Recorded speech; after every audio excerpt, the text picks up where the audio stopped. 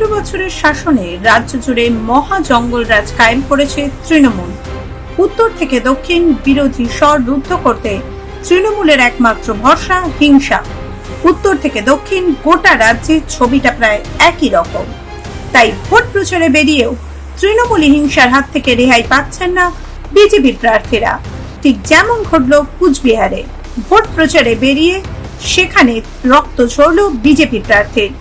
আক্রান্ত কোচবিহার দক্ষিণ বিধানসভা কেন্দ্রের বিজেপি প্রার্থী রথীন্দ্রনাথ বোস। গণতন্ত্রের উৎসব নির্বাচনে মানুষের কাছে পৌঁছতে গিয়ে ইট বৃষ্টি আর দুষ্কৃতী তাণ্ডবের মোকাবিলা করতে হলো বিজেপি প্রার্থীকে। কোচবিহার 2 নম্বর ব্লকের কেশরীবাড়ি এলাকায় যা ঘটল তা আরো একবার চোখে আঙুল দিয়ে দেখিয়ে দিল যে গণতন্ত্রকে হত্যা করে এ রাজ্যে বিরোধী শূন্য রাজনীতি কায়েম করাই এখন শাসক দলের একমাত্র লক্ষ্য। বুধবার শুক্তাবাড়ি এবং 7 মাইলের মধ্যবর্তী কেশরীবাড়ি সংলগ্ন রাস্তায় অনুগামীদের নিয়ে প্রচারে যাচ্ছিলেন রথীন্দ্রনাথ বোস। ঠিক তখনই শুরু হয় নারকীয় তাণ্ডব। অভিযোগ, হাতে তৃণমূলের পতাকা আর মুখে জয় বাংলা স্লোগান দিয়ে একদল দুষ্কৃতী অতর্কিতে হামলা চালায় প্রার্থীর কনভয়ে। একের পর এক গাড়ির কাঁচ চুরমার করে দেওয়া হয়। শুধু গাড়ি ভাঙচুরি নয়, বিজেপি কর্মীদের ওপর চালানো হয় শারীরিক নিগ্রহ। এই হামলায় গুরুতর আহত হয়েছেন বিজেপি কর্মী অসিত দাস। তার মাথায় গুরুতর চোট লেগেছে। শরীরের বিভিন্ন অংশে ঢুকে গিয়েছে কাঁচের ভাঙা টুকরো। বিজেপি শিবিরের দাবি, কোচবিহার দক্ষিণে প্রচারে বেরোলেই বারবার বাধা দেওয়া হচ্ছে।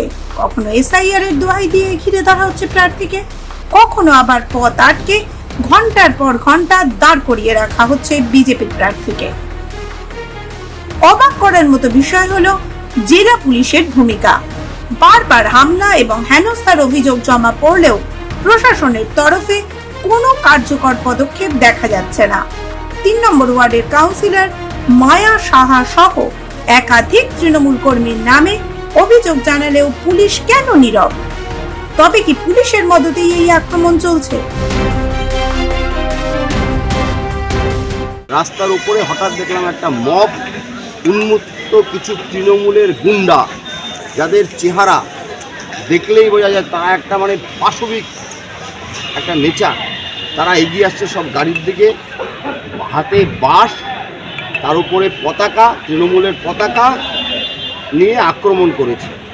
আমাদের গাড়ি 2-3টা গাড়ি ক্রস করে বেরিয়ে গেছে, সমস্ত কাজ ভেঙে দিয়েছে। সামনের কাজ, পাশের কাজ সব ভেঙেছে। ওইখানে আমাদের যারা ছিল তাদের মধ্যে 2-3 জন বাঁশ দিয়ে মাথায় লেগেছে, কাঁধে লেগেছে। তারপর আমরা সবাই ওখান থেকে এগিয়ে এসেছি। একটা পুলিশকে দেখা যায়নি। আমরা পুলিশকে জানিয়েছিলাম যে আমরা ওখানে যাব। তা সত্ত্বেও আমাদের ওখানে একজন নেতা আছেন, তিনি পুলিশকে, এসপির সাথে কথা বলেছিলেন, পুলিশের সাথে কথা বলেছিলেন যে ওইখানে এরকমভাবে পতাকা পুড়িয়ে দেওয়া হয়েছে। তো এই তো হচ্ছে অবস্থা কুচবিহারে দক্ষিণ। এর জন্য দায়ী এবং এর পেছনে কারা আছে খুঁজে বার করা দরকার। এবং সবচেয়ে যেটা আশ্চর্য, সারা ভারতবর্ষের মানুষ দেখছে যে কুচবিহার, যে কুচবিহার শান্তির শহর ছিল, যে কুচবিহার মহারাজার শহর ছিল, তৃণমূলের আশ্রিত গুন্ডারা কুচবিহার শহরের যে সম্মান সেটা ধুলায় লুণ্ঠিত করেছে। আজকে কুচবিহারে ভোট হওয়ার মতো পরিস্থিতি নেই। কুচবিহার নিরপেক্ষ ভোট হতে পারে না। প্রার্থী 3 দিন প্রচারে গেল, 3 দিনে তার উপরে আক্রমণ হলো। এটা কখনো আমরা দেখেছি? আমরা দেখিনি। তাই আমি আবার বলবো, ইমিডিয়েটলি পুলিশ নিরপেক্ষ ভূমিকা নিতে হবে। পুলিশ যেভাবে নিষ্ক্রিয় থাকছে, সে নিষ্ক্রিয় থাকলে। মজার বিষয় হলো, গত সোমবার যখন রথীন বাবুকে ঘুঘুমারিতে আটকে রাখা হয়েছিল, তখন সেখানে উপস্থিত ছিলেন খোদ তৃণমূল প্রার্থী তথা জেলা সভাপতি অভিজিৎ দেবভৌমি। সেই সময় তার মুখের ভাষা ও আচরণ নিয়ে সোশ্যাল মিডিয়ায় নিন্দার ঝড় উঠেছে। রাজনৈতিক বিশ্লেষকদের মতে, কোচবিহারে পায়ের তলা থেকে মাটি সরছে শাসক দলের। উন্নয়নের বদলে ডান্ডা দিয়ে মানুষের মুখ বন্ধ করার পুরনো কৌশল আবার ফিরে আসছে। প্রার্থীর প্রচার আটকানো মানে আসলে মানুষের গণতান্ত্রিক অধিকারকে কেড়ে নেওয়া। তৃণমূল কি তবে বুঝে গিয়েছে যে অবাধ ভোট হলে পরাজয় নিশ্চিত? সেই কারণেই কি বারবার রথীন্দ্রনাথ বোসকে টার্গেট করছে তারা? তবে কুচবিহারের মানুষ সব দেখছেন। চোর পুলিশ খেলা আর ভয় দেখিয়ে ভোট বৈতরণী পার করার দিন শেষ। উত্তেজনায় ফুটছে কিশোরী বাড়ি। কেন্দ্রীয় বাহিনী আর নির্বাচন কমিশনের কড়া নজরদারির দাবি উঠছে।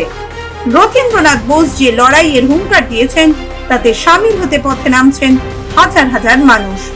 আপনার কি মনে হয়, এভাবে বাধা দিয়ে এবার বিজেপিকে রুখতে পারবে তৃণমূল?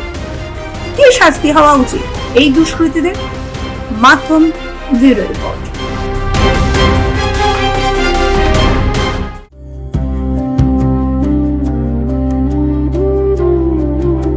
महाराष्ट्र, मेहनतकश किसानों की भूमि, समृद्ध गांवों की पहचान और विकास की असीम संभावनाओं का प्रदेश।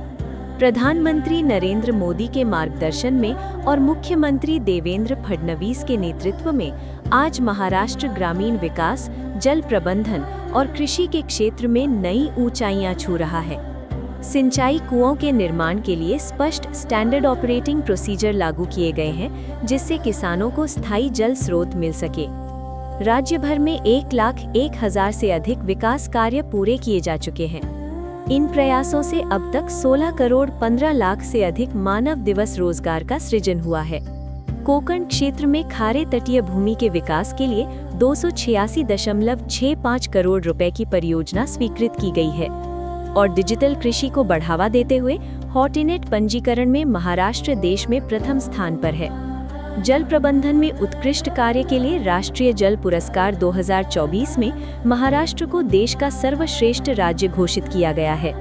राज्य सरकार ने पंप्ड स्टोरेज परियोजनाओं के लिए 51 समझौता ज्ञापनों पर हस्ताक्षर किए हैं, जिनसे 70,000 मेगावाट क्षमता विकसित होगी।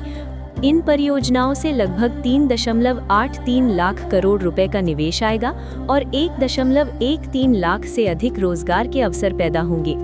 इसके साथ ही नदी जोड़ परियोजनाओं और सिंचाई योजनाओं को तेजी से आगे बढ़ाया जा रहा है।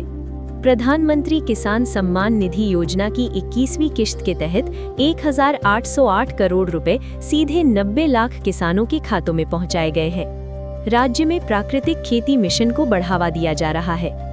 किसानों के लिए फार्मर मोबाइल ऐप और डिजिटल किसान आईडी, एग्री स्टैक जैसी आधुनिक व्यवस्थाएं शुरू की गई हैं। कृषि में नई तकनीक लाने के लिए महा एग्री एआई पॉलिसी 2025-2029 लागू की गई है। साथ ही कृषि समृद्धि योजना के अंतर्गत 25,000 करोड़ रुपए का निवेश किया जा रहा है और पीएम एफएमई व्यक्तिगत इकाइयों में महाराष्ट्र आज पूरे भारत में प्रथम स्थान पर है।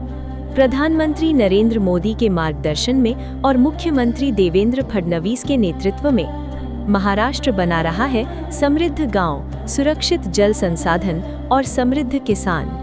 नया विश्वास, नया विकास, नया महाराष्ट्र।